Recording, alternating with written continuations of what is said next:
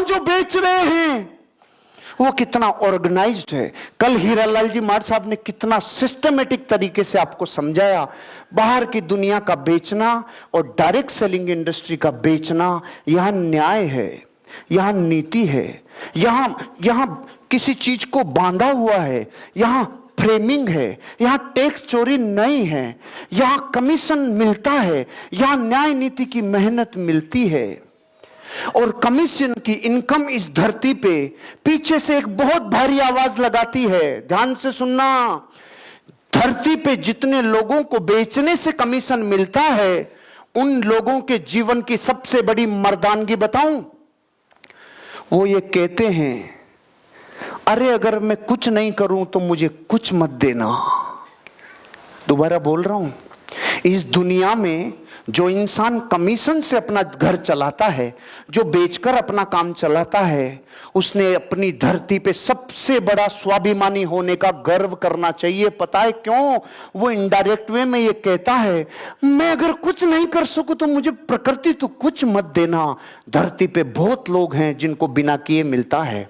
भारत के बेरोजगारों को कितना रुपया मिलता है? वृद्धा पेंशन मिलती है कि नहीं मिलती? बेरोजगारी भत्ता मिलता है कि नहीं मिलता है?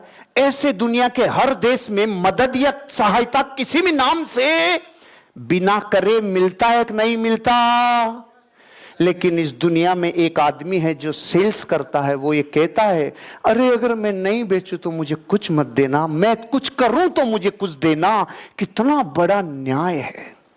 मैंने जब ये लाइन पढ़ी ना कि दुनिया में कोई भी बेचने वाला इंसान इनडायरेक्ट वे में ब्रह्मांड को क्या संदेश देता है, वो ये कहता है, अरे अगर मेरी मूंगफली नहीं बिके भगवान तो मुझे तू कुछ मत देना।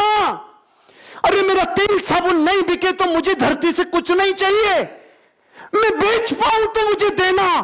कितना कितना निष्प्रिय है, कितना निरपेक्ष है, कितना अंदर से न्याय करता है। रे मैं नहीं करूं ना कुछ तो मुझे मत देना। लेकिन क्या एक नौकरी वाला ये कह सकता है मैं कुछ नहीं करूं तो मुझे मत देना?